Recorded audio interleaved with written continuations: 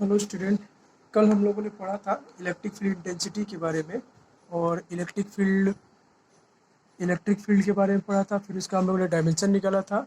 तो जैसे electric field के बारे में हम लोगों ने ये पढ़ा था कि मान लीजिए अगर कोई चार्ज हो, ठीक है, और इस चार्ज के अराउंड अगर कोई हम दूसरा कोई चार्ज लेकर आते हैं, जैसे मान लीजिए कि कोई हमने टेस्ट पॉजिटिव चार्ज लेकर आए थे, तो इसके चारों तरफ का वह क्षेत्र, वह रीजन कि जिस पे ये जो चार्ज है इसको लाने पे अगर कोई फोर्स एक्सपीरियंस किया था, तो इसी को हम लोगों ने क्या कहा था कि ये जो प्लस क्यू चार्ज है, इस प्लस क्यू चार्ज का क्या है, ये हमारा इसका इलेक्ट्रिक फील्ड है, मतलब वैद्युत क्षेत्र है।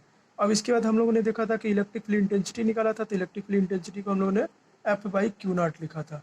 फिर इसका हम लोगों ने डायमेंशन लिया था। आज हम लोग पढ़ेंगे कि अगर मान लीजिए कि बहुत सारे पॉइंट चार्ज हो, मतलब पॉइंट का कलेक्शन हो, बहुत सारे हमारे आवेशेस हों, और उन आवेशों के कारण अगर हम पूछें कि कोई टोटल इलेक्ट्रिक फील्ड इंटेंसिटी कितना होगा, तो ये कभी कभी क्वेश्चंस बन जाते हैं कि जैसे बहुत सारे चार्ज दिए, जैसे मान लीजिए कि यहाँ पे हम कोई पॉइंट ले लेते हैं। पॉइंट मान लीजिए कि हमने ओ ले लिया, और यहाँ से हमारे कह रहे हैं कि बहुत सारे चार्ज हैं। मान लीजिए Q1 चार्ज हो गया, ये मान लेते हैं कि हमारे Q2 चार्ज हो गए, या मान लेते हैं कि हमारे Q3 चार्ज हो गए, ऐसे ही मान लीजिए कि हमारा Q4 चार्ज हो गया, ठीक है, और ऐसे करके हमारा Q1 चार्ज हो गए। और ये जो हमारे चार्जेज हैं, ये मान लेते हैं कि जो डिस्टेंसेज इनके बीच में है, ये जो सेपरेशन है, यह सेपरेशन मान लेते हैं कि Q1 के लिए हमारा R1 डिस्टेंस हो जाए, Q2 के लिए मान लिया हमने कहा दिया कि R2 डिस्टेंस हो जाए, Q3 के लिए मान लिया हमने कहा दिया R3 हो जाए, Q4 के लिए मान लिया कि हमने R4 कह दिया, और इसी तरह Q1 के लिए हम लोग Rn कह दें। ठीक है, तो अब हम लोगों ने पढ़ा था कि अगर कोई एक पॉइंट Q हो, ठीक है, और इस पॉइंट P से जो हमारा पॉइंट E पर जो ये पॉइंट Q1 की वजह से जो हमारा इलेक्ट्रिक फील्ड इंटेंसिटी होगा डिफरेंट डिफरेंट पॉइंट से, तो मान लीजिए कि यहाँ पे हमारा E1 है इलेक्ट्रिक फील्ड इंटेंसिटी, यहाँ मान लिया कि Q2 पे हमारा E2 है, यहाँ पे मान लिया Q3 पे हमारा E3 है, ऐसे ही मान लिया कि Q4 पे हमारा E4 है। तो ये जो इलेक्ट्रिक फील्ड हो गए, ये यहाँ पे अगर इस पूरे पॉइंट सोर्स से पूछा जाए कि पूरे जो हमारे चार्जेस हैं, इस चार्जेस से हमारे टोटल इलेक्ट्रिक फील्ड इंटेंसिटी क्या होंगे, तो हम लोग क्या करते हैं कि अलग अलग चार्ज से कितना इलेक्ट्रिक फील्ड होगा वो टोटल हम लोग निकाल करके उसका पूरा हम लोग एडिशन कर देते हैं, सम अप कर देते हैं। तो हम लोग को पता चल जाता है कि टोटल इस पॉइंट चार्ज से जो एक कलेक्शन है पॉइंटों का, इससे हमारा कितना इलेक्ट्रिक फील्ड इंटेंसिटी होगा। तो इसके लिए हम लोग क्या करते थे, E इक्वल टू कहते हैं कि E1 plus E2 plus E3, ठीक है, E1 plus E2 plus E3 dot dot plus dot dot, हम लोग कह देंगे कि कहाँ तक, En तक। अब यहाँ पे देखिए, तो अब हम लोगों ने पढ़ा है कि E1 इक्वल टू कितना होगा, तो ये हमारा हो जाएगा 1/4πε0। अब देखिए कि सब में हमारा ये तो कॉमन हो जाएगा। अब यहाँ से क्या कर लेते हैं कि Q1/R1², ऐसे ही हम लिखे तो 1/4πε0 Q2/R2², ठीक है, ऐसे प्लस डॉट डॉट करके हम लोग n तक लिख सकते हैं। तो अब यहाँ पे देखते हैं, अब हम लोग क्या कर सकते हैं कि सब में दिख रहा है कि 1/4πε0 के टाइम्स, तो ये सब कॉमन है, इसको हम लोग क्या करते हैं, बाहर कर लेते हैं। तो electric field E equal to क्या हो जाएगा, 1/4πε0 के times Q1/R1² plus Q2/R2² plus Q3/R3², ठीक है। और ऐसे ही हमारा क्या हो जाएगा कि ये अगर मान लिया कि nth चार्ज पे जाते हैं तो Q1/Rn², ठीक है। तो ये तो हमारा इलेक्ट्रिक फील्ड इंटेंसिटी हो गया। अब इसको हम लोग क्या करते हैं, एक शॉर्ट फॉर्म में लिखते हैं, और शॉर्ट फॉर्म में लिखने का मतलब है कि अब इसको हम लोग क्या करें कि इसके टर्म्स में लिख लें कि इलेक्ट्रिक फील्ड इंटेंसिटी जो है तो वेक्टर समेशन के फॉर्म में, कि जो हमारा जो समेशन ओवर होगा, इस समेशन के फॉर्म में कैसे इसको इंडिकेट करेंगे। तो अब हम कहेंगे कि वेक्टर E इक्वल टू 1/4πε0 के टाइम्स बाहर है, ये तो कॉमन था। अब हम लोग क्या कर लेते हैं, summation over I equal to 1 to n, मतलब जो हमारा NH चार्ज था, तो अब ये हो गया।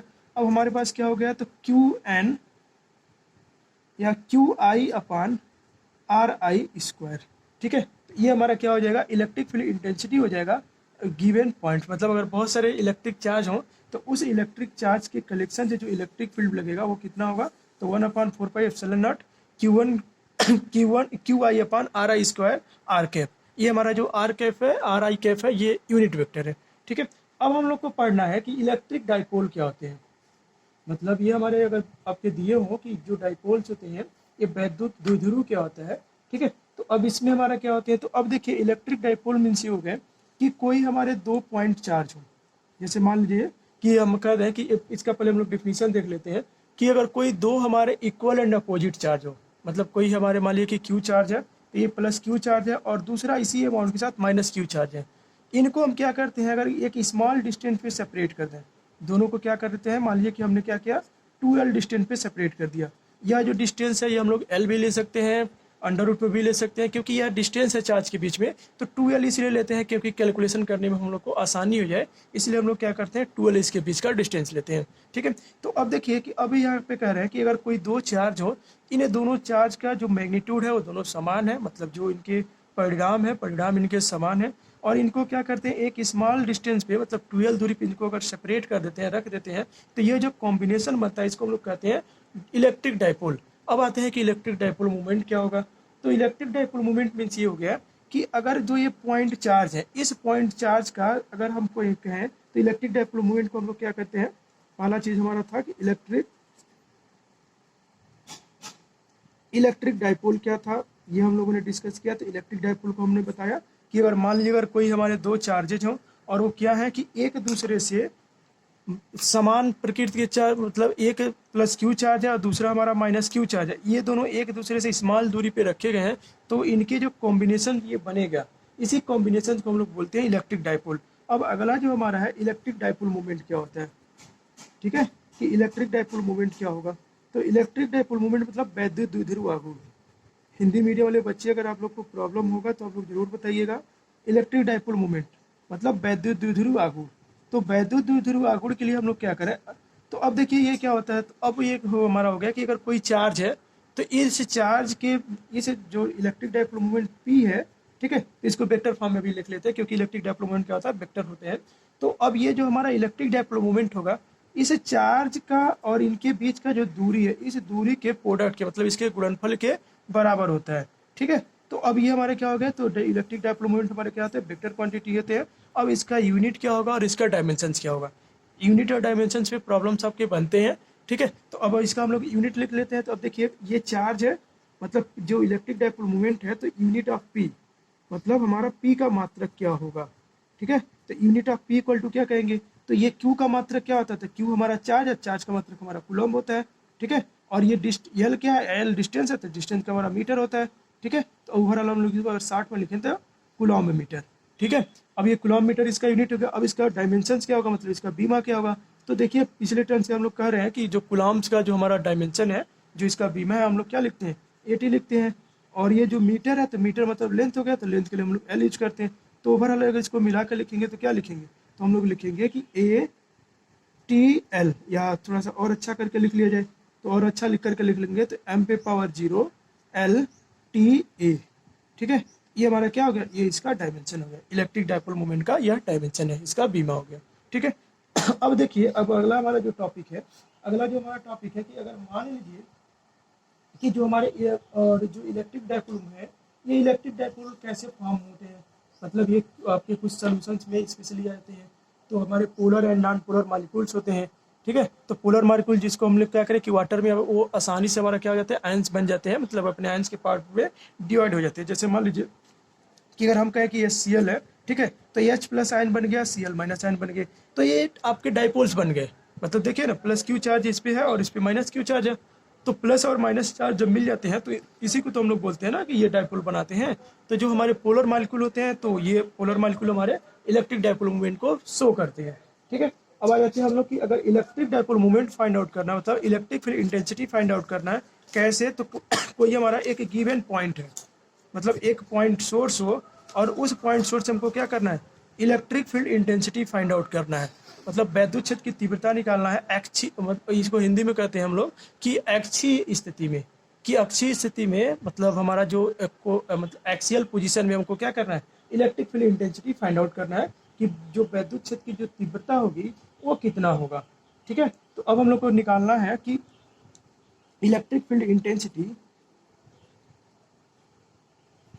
मतलब वैद्युत क्षेत्र की तीव्रता due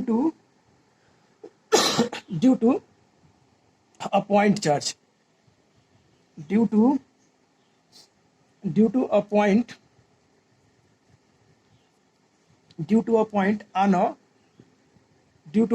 on a axis of a dipole, due to a point on axis of a dipole। मतलब एक वैद्युत द्विध्रुव है, तो वैद्युत द्विध्रुव के अक्ष पर जो हमारा इलेक्ट्रिक फील्ड इंटेंसिटी होगा, वैद्युत क्षेत्र की तीव्रता होगी, वह कितनी होगी, ये हम लोग को फाइंड आउट करना है। तो अब मान लीजिए ये आपके एग्जाम से पूछा जा सकता है, यह बहुत इंपॉर्टेंट है और इसको आप लोग ढंग से समझ लीजिएगा। तो अब देखिए, मान लीजिए कि हम कह रहे हैं कि एक कोई चार्ज हो, ठीक है। तो यह मान लीजिए कि यहाँ पे हमारा कोई माइनस क्यू चार्ज है, ये इससे हमारा कोई एक और कोई, ये मान लीजिए पॉइंट ए है और ये मान लीजिए पॉइंट बी है, ठीक है।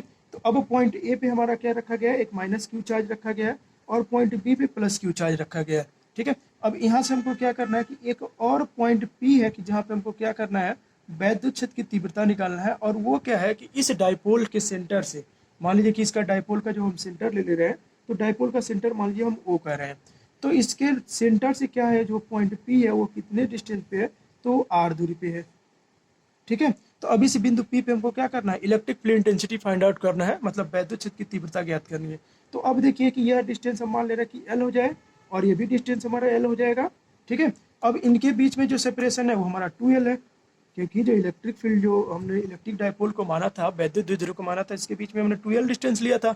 अब देखिए कि जो इलेक्ट्रिक डाइपोल मूवमेंट होता है, उसका जो दिशा होता है, जो डायरेक्शन होता है, वो हमेशा जो हमारा होता है माइनस टू प्लस चार्ज। मतलब ये हमेशा जो डाइपोल मूवमेंट का जो डायरेक्शन होता है वो हमेशा किधर होता है, माइनस से प्लस की तरफ होता है, ठीक है। मतलब माइनस से प्लस की तरफ होगा। अब देखिए कि ये माइनस क्यू से ये जो बिंदु पी है इसकी दूरी कितनी होगी, तो इतना तो ये आर है और इतना थोड़ा और भी एल जुड़ गया, तो ये आर प्लस एल दूरी हो गया। मतलब माइनस क्यू से जो इसकी डिस्टेंस हो गई कितनी हो गई, आर प्लस एल होगी। ऐसे ही देखिए अब बी से जो प्लस क्यू चार्ज है, इस प्लस क्यू चार्ज से दूरी कितनी हो गई, तो यहाँ तक तो आर था और इतना हमारा माइनस करना होगा, तो ये हमारा आर माइनस एल दूरी हो गया, ठीक है। अब यहाँ पे देखिए, अब हमको क्या करना है, वैद्युत क्षेत्र की तीव्रता है, तो अब इलेक्ट्रिक फील्ड इंटेंसिटी का डायरेक्शन निकालें।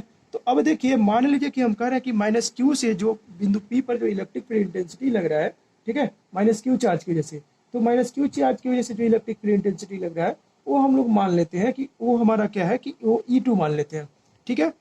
या पहले हम लोग प्लस से देख लेते हैं। तो प्लस से जो हमारा इलेक्ट्रिक फील्ड इंटेंसिटी होगा वो हमारा क्या होगा, यह प्लस के ही डायरेक्शन में, मतलब इधर होगा। यह मान लीजिए कि हम कह रहे हैं कि E1 है। और जो माइनस से होता है तो वो किधर होता है, इस प्लस की मतलब माइनस की तरफ, ये हमारा हो जाएगा जो इलेक्ट्रिक फील्ड इंटेंसिटी E2 का जो डायरेक्शन हो जाएगा वो हमारा इधर हो जाएगा, ठीक है। तो अब इनको क्या करना, अभी इसी का हमको वैल्यू निकालना है, इसका मान निकालना है कि कितना होगा।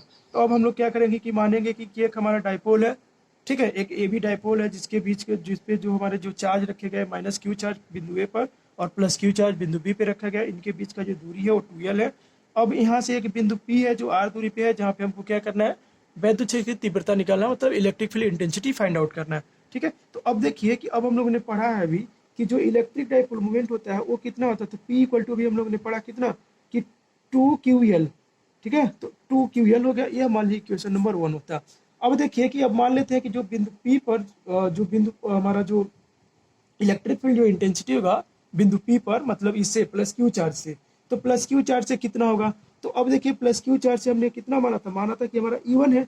तो E1 इक्वल टू हम लोग क्या लिख सकते हैं, तो E1 इक्वल टू हम लोग इतना लिख सकते हैं कि 1/4 एप्सिलॉन नॉट के टाइम्स क्यू बाई, अब ये इसका डिस्टेंस कितना है, तो प्लस क्यू से जो इसका दूरी है वो हमारा कितना है, बीपी है, तो इसको हम लोग बीपी लिख सकते हैं। अब बीपी का हम डिस्टेंस भी निकले थे, तो बीपी इक्वल टू कितना हो जाएगा, 1 ये बीपी स्क्वायर, तो ये हमारा 1/4 एप्सिलॉन नॉट के टाइम्स, अब हम लोग क्या लिख सकते हैं, तो क्यू और यहाँ से दूरी कितनी है बी से, तो आर माइनस एल दूरी है, तो हमारा क्या हो जाएगा, आर माइनस एल का होल स्क्वायर।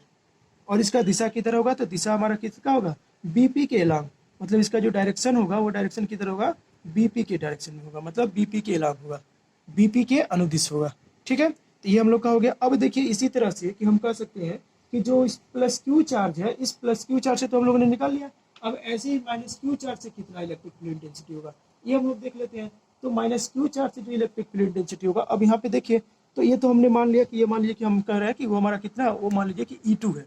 तो E2 इक्वल टू हम लोग कितना लिख सकते हैं, तो अब E2 इक्वल टू भी यही चीज लिखेंगे कि एक 1/4 एप्सिलॉन नॉट के टाइम्स, यह देखिए माइनस क्यू, मतलब किसकी वजह से हो रहा है, तो माइनस क्यू चार्ज की वजह से हो रहा है। तो ये मान लीजिए कि माइनस क्यू, तो अब इसको अभी हम लोग इसका मैग्नीट्यूड केवल लिख रहे हैं, तो इसको हम माइनस प्लस नहीं लिख रहे हैं, अभी हम केवल इसको मैग्नीट्यूड मेंशन कर रहे हैं, ठीक है। तो अब इसको या तो अगर मैग्नीट्यूड के साथ लिखना चाहते तो ऐसा ही लिख सकते हैं, और मैग्नीट्यूड नहीं लिखना चाहते तो बस प्लस क्यू ही लिख सकते हैं। तो अभी हम मैग्नीट्यूड लिख रहे हैं, ठीक है। तो ये हमारा क्या हो जाएगा, आर प्लस एल का होल स्क्वायर हो जाएगा, ठीक। अब यहाँ पे देखिए इसका दिशा किधर होगा, तो इसका दिशा हम लोग देख रहे हैं कि पी से किधर है, ए की तरफ है। तो इसका जो ये मान लीजिए हमारा इक्वेशन नंबर 3 होता है, ये इक्वेशन नंबर 2 है, ठीक है। तो अब इसका जो दिशा वो किधर है, इसका जो दिशा हमारा है वह पी ए के अलोंग है, मतलब पी से ए की तरफ है, ठीक है। इसका जो दिशा किधर है तो वो हमारा पी ए के अलोंग है, मतलब पी ए के अनुदिश है। तो ये हमारा हो गया। अब देखिए कि अब हमारा ये जो E1 है और जो E2 है ये क्या है, एक दूसरे के विपरीत दिशा में है। तो जब एक दूसरे के विपरीत दिशा में थे और ये भी दोनों क्या है, वेक्टर फॉर्म में है, तो अगर इसका जब हम लोग रिजल्टेंट की बात करेंगे तो हम लोगों ने पीछे, आप लोगों ने पिछले प्रीवियस क्लास में पढ़ा होगा कि अगर कोई दो वेक्टर और दोनों एक दूसरे के अपोजिट डायरेक्शन में है तो उनका जो रिजल्टेंट होता है वो आप लोगों ने पढ़ा था कि R equal to under root में A1 A square plus B square minus 2AB cos theta.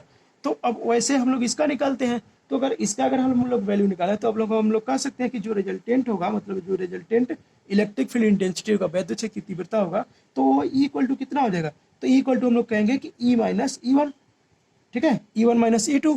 तो E1 माइनस E2, तो अब यहाँ पे ध्यान दीजिएगा E2 को तो हम लोग क्या कंसिडर करेंगे, पॉजिटिव कंसिडर करेंगे। अगर यहाँ पे अगर, ठीक है, तो ये हमारा हो गया कि ये ये हो जाएगा हमारा पी ए के अलोंग। अब ये कितना हो गया, तो ये हम लोगों ने देखा कि E2 इक्वल टू, तो अब यह जो रिजल्टेंट हो जाएगा वो E equal to E1 minus E2, ठीक है। अब ये हम लोग इक्वेशन 1 और इक्वेशन 2 और 3 से इसका यहाँ पे वैल्यू रख करके इसको जरा कैलकुलेट किया जाए। तो जब इसको अगर हम लोग वैल्यू रखें और इसको कैलकुलेट करते हैं तो देखा जाए कितना मिलता है।